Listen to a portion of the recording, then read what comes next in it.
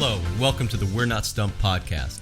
I'm your host, Mike Boland, and I'm a congenital amputee of the right hand. In this show, I will interview other amputees and allow them to tell you their incredible life stories.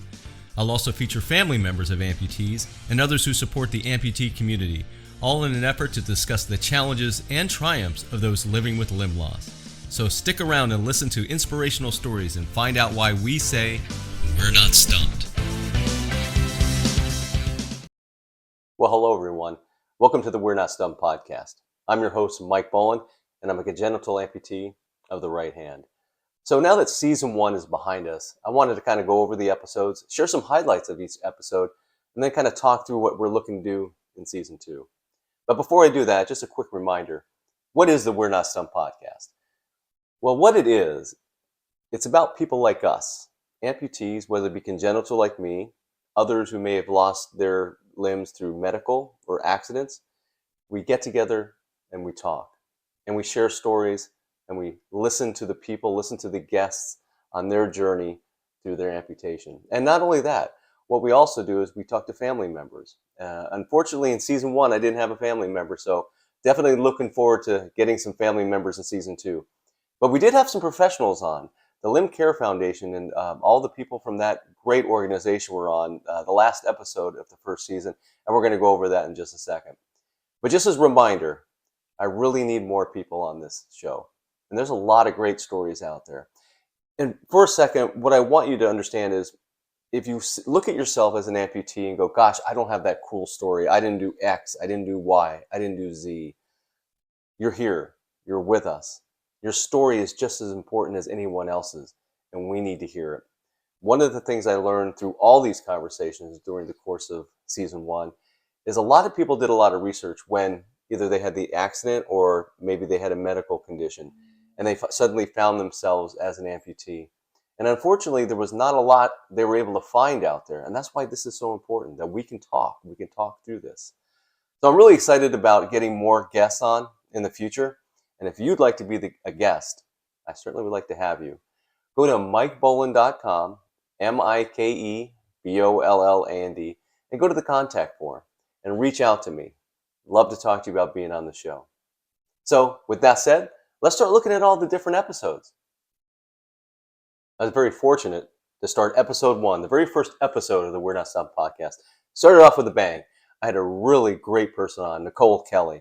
Nicole, I met her at the Amputee Coalition event in August. And she works for a company called COAP. And COAP, what they do is they continue to work hard advancing myoelectric prosthetic control technology. You can learn more about them, and let me make sure I get this right, at coapengineering.com. But she took a minute to show me her very impressive prosthetic. So here's Nicole showing me her prosthetic. You were in and out of prosthetics, as you said, and right now, I mean, your YouTube channel, the Bionic Hand, if I'm not mistaken, that's how you talk about it. It is amazing. Is that something we can see? Do you have it with you by any chance, or? Yeah, I have it next to me here. We'll compare prosthetics, because you said you had one like this old guy. Hey, those. So the hook at the end of yours is called an ETD, and those things are still used. You probably saw them at Amputee Coalition. I did. Yeah. I did. I saw. Oh, look at that! I'm sorry. I don't want to talk about my hook. I want to see this hand. This is amazing. Yeah. So I actually work for the company called COAP, which you can see. This is an arm, so you can see kind of the inside of my prosthetic, and we actually make what's called pattern recognition. So inside, I'm able to move my muscles in a way where I can train my hand at the end of the prosthetic. So inside my socket, which is the place that my arm slides into right here, I am moving my muscles in a way where it feels like I am opening, I am closing, I am opening, I am closing. And you can add a whole bunch of different, what they call grips. Every hand has a certain level of grip. So I can train it to do several different grips. And you can have whatever patterns that you want in there, so you can have really good full control of your prosthetic. So it's pretty amazing. It's Star Wars. She also talked about her experience in the Miss America contest after winning Miss Iowa in 2013. That motivated her to learn a lot more about the disabled community, and as she says, lean in. and ended up going out for the Miss Iowa pageant, ended up winning it, and got ready for Miss America, went to Miss America. And that was quite the experience because I had been told my whole life, just figure it out. And the language that had been used around my body was just the term was always like, you are no different, on repeat, on repeat, on repeat, on repeat. You are no different. You are no different. You are no different. And suddenly I'm going to Miss America and I'm literally world news for doing it. And the world news, every single news article has the word disability attached to it. And I'm like, well, what does this mean? I don't understand. The world is using this term that I have been taught to not identify with. And it was really hard, and it was really, really confusing, and it was really, really hurtful. But what it caused me to do was start reading a lot of books, reaching out to a lot of people and meeting a lot of people, diving into community. And what I learned was that there's this beautiful community that is the disability community. And I learned to really lean in and, love that identifier, and got really into just, what the community is up to, what rights we don't have yet. Just like really, really like embracing it fully and understanding that disability isn't a bad word. And that was a huge life-changing shift for me, like a literal, at the age of 23, I had like my quarter life crisis. And coming out of it, it was really this pride for this piece of my identity that I didn't understand. I didn't understand that before, that I didn't have pride in it, but it was kind of just like a non sequitur. It was just like, I don't know, I haven't thought a lot about it. So now that I'm on the other side of that, I actually now work at a company that manufactures pieces of prosthetics and think about technology that will help amputees every day of my life, and get to go to awesome conferences where I meet people like you, and it's pretty cool. I really thank and appreciate Nicole being on the podcast. In episode 2, I talked to a gentleman named Jeff Solberg. And Jeff lost most of his right hand in an industrial accident, unfortunately. But I did ask him about what it was like for him to lose part of his dominant hand, and here's what Jeff had to say. You injured your right hand, but you are also right-handed. So what are the challenges with that? It's a big mental challenge because we are a reactive society, and even individuals, okay, so you walk up, you meet a person, I reach out to shake their hand with my right hand, and I only have 2 fingers, a thumb and a pinky. Yeah. And they look at it like, okay, how do I shake your hand? Yeah. Or I have one of my prosthetics on that, walking up to them, they had no clue I even had a prosthetic. And I reach out and they're like, oh, how do I shake your hand? Yes. Just shake my hand. Just be as gentle, but it catches everyone off guard. I sit and beat myself up because it's been 6 years, but I still reach for doorknobs with my right hand. And if it's old style round doorknob, a lot of them I can't twist. A little later on, I asked Jeff what inspires him to remain extremely active. And he cited his parents, but not in the way you would think. Here's Jeff. Well, it goes back to, I say, my parents were great examples for me growing up, both good and bad. My dad had bad knees all of my life growing up, and he put it off until he retired. And then he had one knee replaced in September and the second one done in January. And he was retired. He got him a gym membership. He went down. They had the TV screen in front of the treadmill, and he'd sit there and watch his TV programs for 3-4 hours a day, walking on the treadmill. And he got to be in the best shape of my life doing that. Yeah. And then my mother, on the flip side, she started falling, getting compression fractures and stuff. And she'd go into the hospital, go to the rehab center, come home, and she'd say, I'm just going to sit here until it quits hurting. And we couldn't convince her that it was never going to quit hurting. She had to get up. She had to move.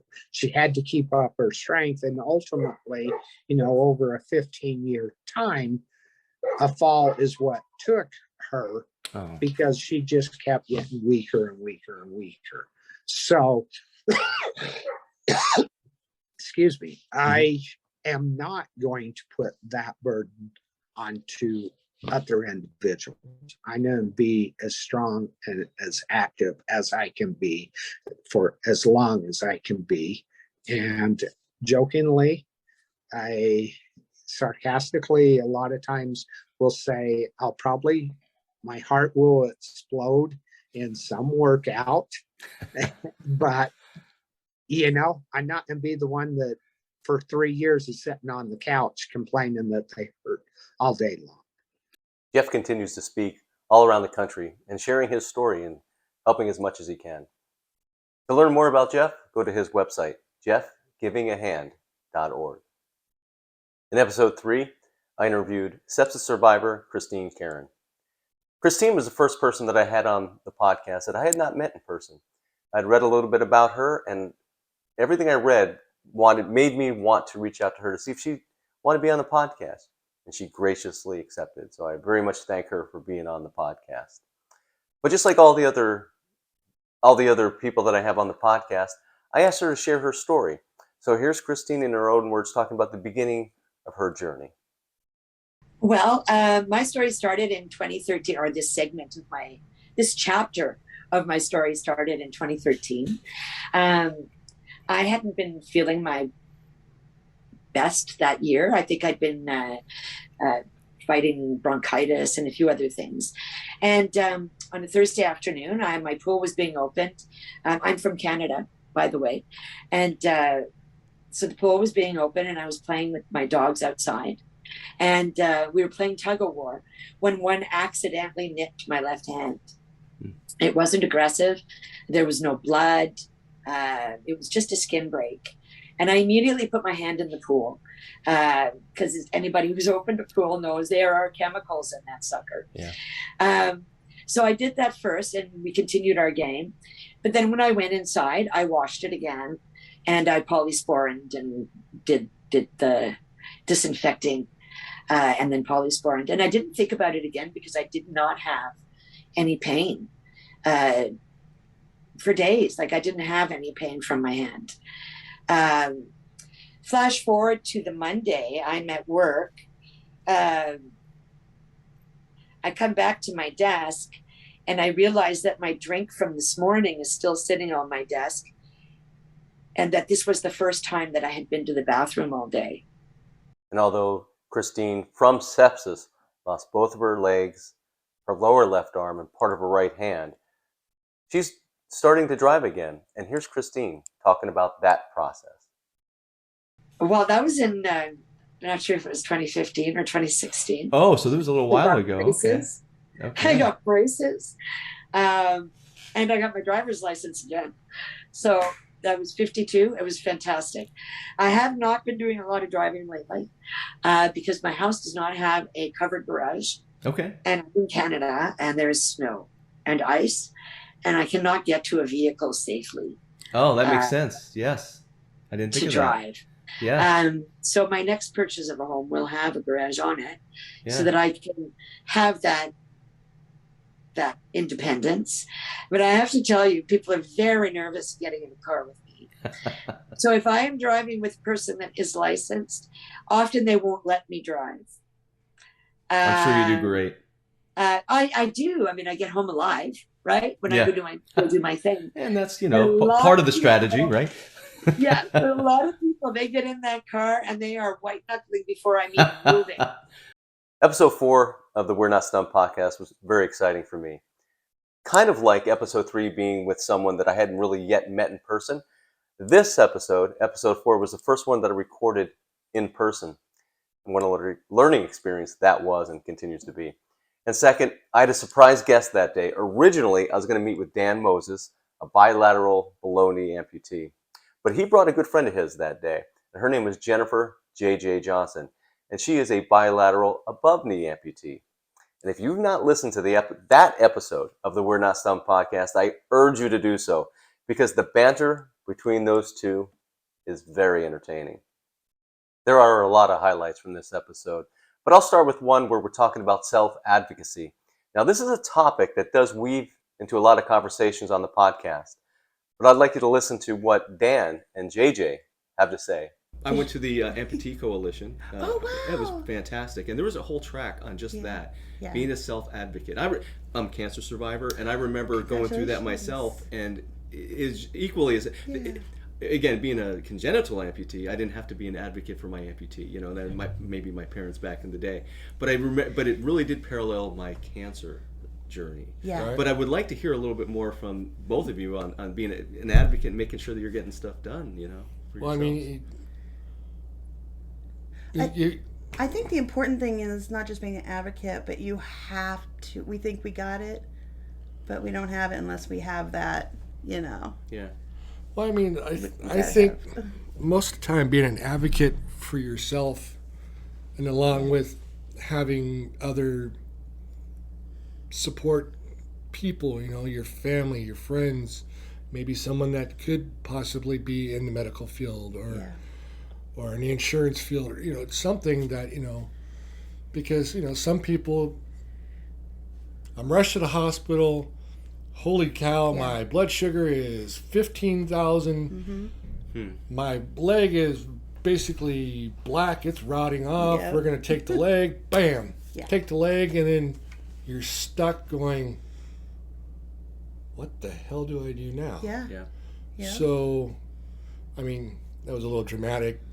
Different people have different situations. Sure. But the point is now you, and that's you, have to figure out your who, what, where, when, and why. And for me, and I should, well, I'll get more into that in a little bit, but to figure out your who, what, where, when, and why. You can't just be a wallflower. And, okay, I got my leg cut off, I'm in a wheelchair, now I'm going to go sit in a corner, I'm going to cry myself to sleep, and poor pitiful me. I don't like to feel sorry for myself. The next thing is what can I do? What can you do? What should I do? You know? Okay, I'm in a wheelchair. Okay, well, I went through physical therapy and now I know how to move from my wheelchair to a chair. I can go from my wheelchair to the bathroom to handle my business. Every little step, procedure, every little thing that one you step do. at a time. Every step matters. Exactly. I mean, no pun intended. Oh, you so meant it. You know you did. But it's just the fact that, you know, You're right though. you can't take. I mean, you just can't shrivel up and die in the corner. You got You're right. to go after. And I was thinking too, part of it was when you get some of the diagnosis coming to you, whether it be from the doctor or a prosthesis, it's okay to question them and what they're saying. And I think that was some of the things that I learned. And that's something where a lot of us grew up, we didn't question. Yeah. We took what they told us to take, you know. Doctor said X, Y, Z, and it was like, okay. They even wanted to send me to a medical psychologist. It was in my head. You should have. I know, right? I woke up, he's like, do you think it's still fibromyalgia? I said, I don't think it matters. Wow. But, you know, one of the things, and we're talking about advocating for ourselves, one of my huge defining moments, because we can do hard time or easy time, but we're still going to do the time. So we might as well make the best of it. Sure. But I remember the surgeon who did this, you know, helped me. He went to a dark place. He took it very personally from what I understand. And I saw him later after, you know, I was getting staples and stitches, everything removed. And he felt really bad and he apologized to me. I'm like, why?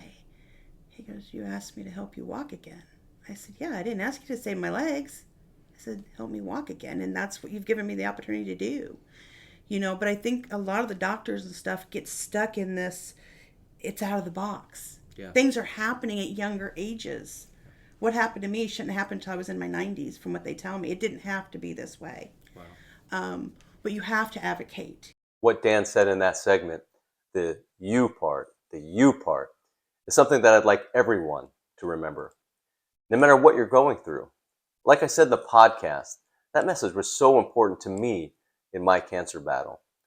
And Dan and JJ explained it so well. In the spirit of self-advocacy, JJ shares an experience that she had with the city of Phoenix.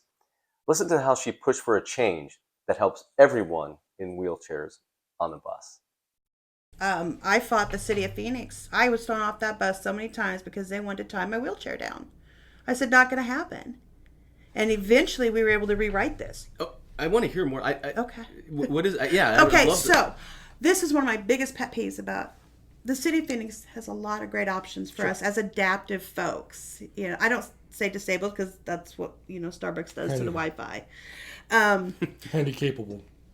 I prefer adaptive, but yes, everybody has. Everybody has something. So when it first happened, my good friend of mine, Jeffrey Cook, explained it very well.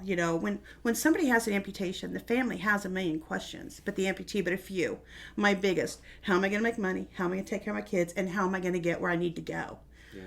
Well, I tried the medical transport, and we all know how well that works in the state of Arizona. So then I tried the city bus. It is, and it's sad. It's sad the way it's treated. But the city bus, okay, we'll do transportation. My kids taught me how to take the buses. But they had this insane idea that because we're in a wheelchair, our wheelchairs have to be tied to the floor and strapped down for our safety. And I'm like, no. Yeah. And they threw me and my kids off. Oh, It didn't matter. And we kept doing it. And finally, the mayor's office listened. And they didn't get involved because they can't tell them what to do. But they reconsidered. And they rewrote the policy. So you have the right to not be tied down on a city bus. Congratulations on making that happen. Thank you. Great job. Thank you. Talk I about being an appreciate advocate. There you go. What a great story from JJ. And hats off to her for making a change. When you talk about great stories, episode 6 also has a great story. I had the pleasure of interviewing Mr. Gary Weiland. Gary was living his dream when he lost his left leg in 2018. He had a great career, great friends, great family. Much of that could have been lost when Gary lost his leg, most notably his career. But Gary was determined to make sure that that did not happen. So listen on how Gary was able to do what very few have been able to do and get his career back. It did take 10 months and 6 days, but who's counting, right? It was 10 months and 6 days after my amputation that I was back on the rig, full duty, no restrictions. Same job as before. Honestly seems very quick. That's crazy. That's fast. Yeah, it's super fast. So in my mind, it took forever, but Sure. Looking back, of course, it's all relative, and that was crazy fast for me to be able to do that. And so very fortunate, still a firefighter to this day. Another very interesting thing about Gary, most people don't put the term amputee and American Ninja Warrior in the same sentence, but Gary does. And listen to him talk about his experience on that show. What an experience. Holy cow. It was amazing. You send in a video application. And and I did that, and a month or two goes by and I got an email back saying, hey, we like your story. We like what you're about. We really like your mantra of adapt and overcome. And we want you on the show. And so I was like, yes. And so they treated me like royalty. They treat everyone like royalty. It is truly awesome. Being I'm in these ninja leagues and I travel all over the country, and that's what kind of started it is these leagues. And I actually made it to Las Vegas and for the finals and all these cool things, and then that led into the show. The next episode of the We're Not Stumped podcast had Angie Coe on as a guest, and Angie is simply a dynamic person. She's another guest that I really have never met in person, but I saw her on social media and I decided to reach out. And she graciously accepted and was just a great guest. And to me, that's the beauty of the We're Not Stumped podcast, getting people on, even though we may not know each other, but we definitely have some shared experiences. I've had people reach out to me that want to be on the podcast, but when push comes to shove, at the last minute, they back out. And listen, I get it. It's not always easy sharing your story. But here's the deal. There's people out there that are going through some hard times right now. And there's pieces of the puzzle that they may not know at the moment. And your story may include those pieces to the puzzle. But getting back to Angie lost part of her right hand in an ATV accident. So here's Angie talking about that day. So I had my first dirt bike when I was 5 years old. I'm a scuba diver, a skydiver, a rock climber. I go off-roading, pretty much anything that has that butterfly feeling, adrenaline, I'm into. So fast forward from there, this kind of leads into how I lost my hand. I was at an event in February of 2020 called King of Hammers in the desert of Southern California. And that's an event where everyone goes in their awesome lifted trucks and rigs and goes climbing up these insane rocks. And it's awesome. It's a whole event, a week long. Wow. So it was the last day. And we were coming home from watching all of these vehicles do these insane things. And we were in our Polaris Razor. It's like a dune buggy, a rock crawler. And as we were driving back to our RV, we were having a little bit of fun, which we've done a million times. Sure. And during that fun, the buggy tipped. And as it tipped, my hand went out the window. Luckily, I didn't grab the roll cage, because if I had grabbed the roll cage, I would have been amputated further up. But as it tipped, I thought that in my brain, I thought my wrist broke. So I said, I feel like my wrist broke. So I took my helmet off and I undid my 5-point harness and I crawled out of the buggy. Didn't know what my hand looked like at that point. So when I got out of the vehicle, I looked at my hand and I was like, I lost my hand. All of my fingers are completely mangled. It was super traumatic scene. Later on in the episode, Angie talks about the topic of phantom pain in relation to her prosthetic. The phantom pains are rough. It's all in your brain. So I went to OT World in Germany. It's a prosthetic convention. It's the largest one in the world. Wow. And somebody came up to me and they asked me a question that never dawned on me before. And it makes total sense. They asked me, when you wear your prosthetic, do you get phantom pains, or is it only when you take it off? And I had to think about that for a second. And I only get phantom pains when I do not have the prosthetic on. And I think it's because it tricks my brain to think that I have those fingers there. Uh-huh. So, when in the morning times, when I don't have it on, the phantom pain is pretty rough. And nighttime, especially after using my hand all day, the phantom pains are pretty intense. There's a couple phantom pains that aren't painful. They're just annoying. Like the number one annoying is the itchiness. like the fingers that aren't there, they itch so bad and you can't get them. So you're just kind of squishing, and sometimes it goes away pretty quickly. Sometimes it lasts for a while. Yeah, that's interesting. I don't have the phantom pains or even what you were describing, but I will get an itch right here, I cannot do anything about it. I mean, it's just one of those things. Lastly, I'd like to share Angie's thoughts on healing and her thoughts on other amputees. You cannot expect to be how you were, and if you have that expectation, I feel like you're going to get let down. You have to adapt and learn other ways. You can still, at the end of the tunnel, reach the same that you used to be, but there's this long learning curve that you have to go through to get there.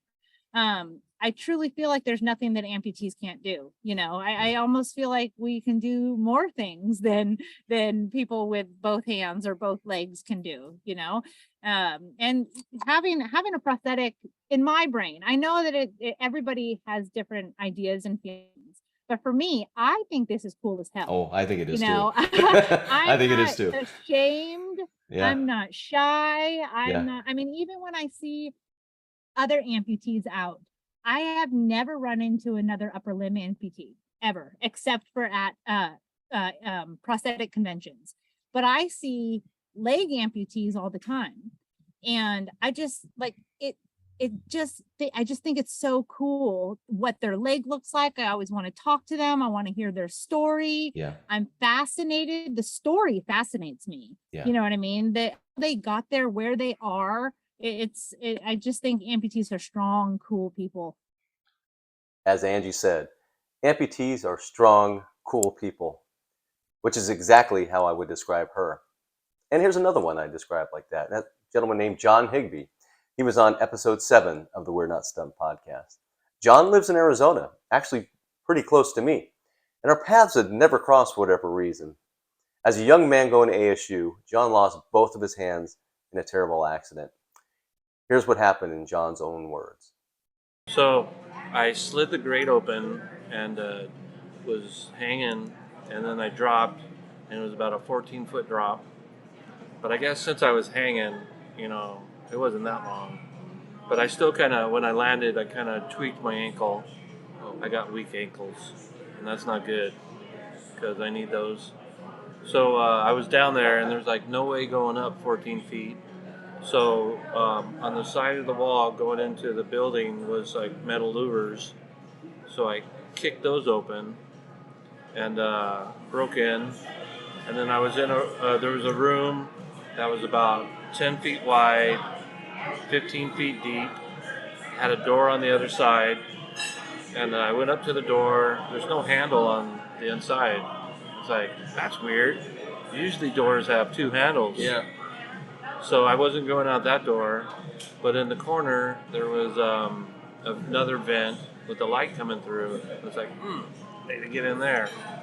So my eyes were playing tricks on me. I could have sworn I saw something I could climb onto to get up on the vent, into the vent, but there was actually like 3 transformers bolted to the wall.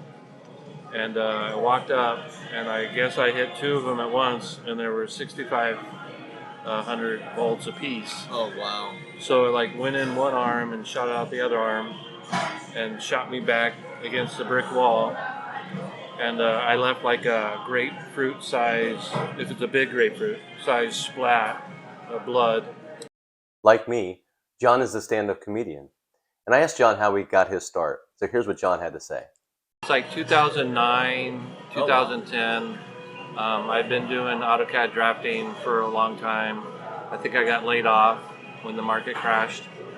And I just didn't feel like going back into, it wasn't a big demand for drafters at that point. So I thought about like going back to school.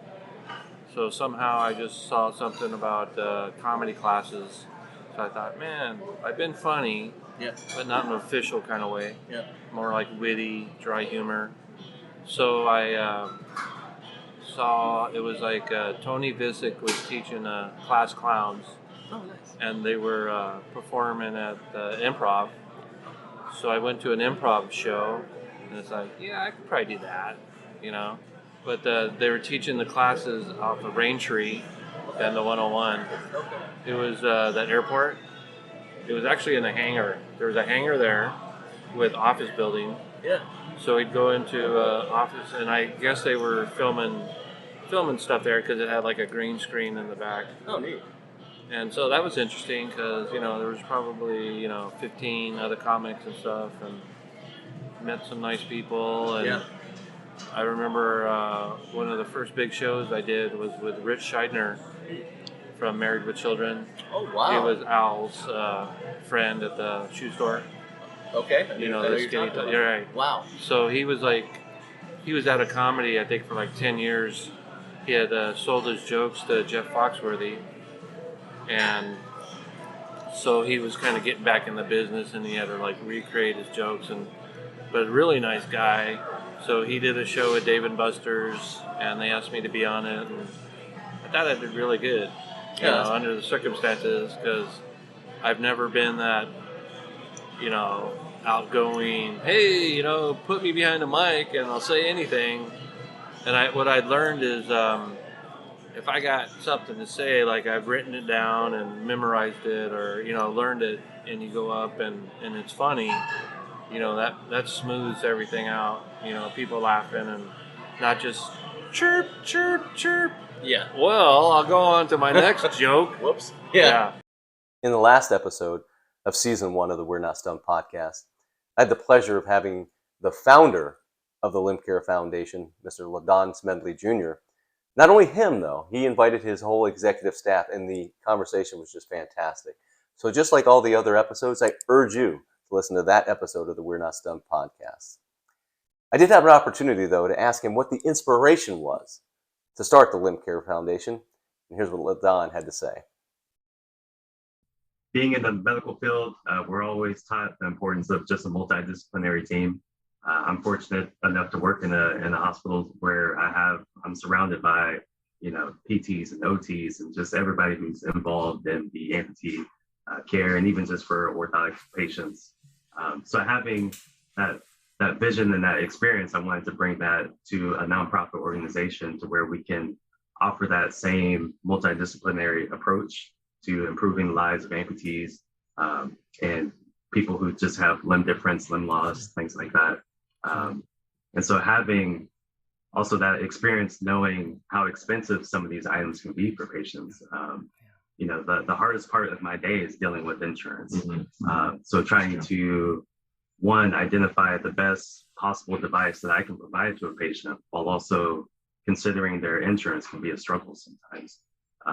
So the importance of this organization is to kind of eliminate some of those financial barriers so we can give patients the best outcomes that they can have with their particular device. LaDon also shared a story that really exemplifies the Limb Care Foundation and what they are trying to do. Here's a story that he told about giving someone a wheelchair that was in need. So I was visiting my parents, and we had to run to Bel Air to get some food. And I just so happened to have a walker that was donated to me in my car. And I saw Audrey sitting outside, and I kind of walked up to her, and she had a manual wheelchair and a lot of stuff on it, and it wasn't in the best condition. And I approached her. I was like, could you use a walker? She's like, I can't really use a walker, but I could really use a wheelchair. I was like, okay, I gave her my card. I was like, this is what I do. Like, I told her about myself. I told her about the organization, and she didn't have a consistent form of communication at that time. And so she kind of told me what she wanted in a wheelchair, something that she can get around with. She did mention that she had to have like bilateral hip surgery coming up. And so, she wanted to have this chair pretty soon because her mobility was pretty much limited with her current chair. So I went to our storage facility, and I found, the right wheelchair for her weight and size and mobility and everything. And I was able to I would have my parents go and check and say, hey, is this person still there? Because I can't really call her. And so one day she was sitting outside. And that same day I came over there and gave her the wheelchair, and we took a picture, and it was the perfect moment, helping someone with something so simple as a wheelchair that a lot of people would just throw away when it's not being used. The fact that we can take this chair and impact someone else positively was amazing. Vice President of the Limb Care Foundation, Mr. Aaron Flowers, he talked about the need to have a strong support group during an amputee's journey. And here's what he had to say. I think having a good support system, whether it's family, friends, immediate loved ones, so if there are any support groups in your community, I think that would be like the first place to start. I think anywhere where you can obtain information on, you said, like if there's devices that are available, if there are meetings that you can attend with groups of people, or even events. I think one aspect of our organization as well too is putting on events. One thing that we're striving to achieve is to put on a soccer event for children. And so I think it's just even starting at multiple levels, right? One thing that I deal with, which is different than amputees, are congenital deformities sometimes. So like clubfoot, and so like I'll have pediatric patients come in with club feet. They start bracing from a very young age, and then they have someone like me who follows them continually through life. And, it's important for them to play and have fun, and then kind of enjoy, the normal things about being a kid, so I think that is important as well, too. It was great having the Limb Care Foundation on the podcast, as it was all of the people that were on, all of the guests. They were just fantastic. I hope you take a second out of your time and listen to all the episodes, because they really are truly some gems in there. But what's next? I think it might be you. I'm certainly hoping it is. If you're listening to this podcast and you're an amputee, you're a family member of an amputee, or you're in the support system for amputees, I'd love to have you on this podcast. I talked about it earlier, but if you didn't hear it, go to MikeBoland.com, MikeBolland, and use the Contact Us form on that website. That'll go directly to me, and I'll reach out about having you on this podcast. Because we had a tremendous group of people on the first season. I'd like to have some family members. I didn't have any family members on yet. I'm looking to do that. Maybe some of my own. Who knows? Maybe I have to pay them a little bit. You never know. But I'd like more people in the support community. And again, I'd like to have more amputee people tell their stories. Because again, don't think of it as my story isn't exciting. I just lead an ordinary life. That's what we need to hear. People are wondering how they can get to be living an ordinary life. And as I said earlier, there are some puzzle pieces that people are looking for. You may have that piece. Your story might give them the aha moment that gets them the piece of the puzzle they're looking for. I really want you to contact me and be on my podcast. And with that, for all those people that did listen to the podcast, and I have to say that I'm glad it's getting popular, I'd like to thank you for listening. And I thank all of the guests again. And have a great 2023. Thank you.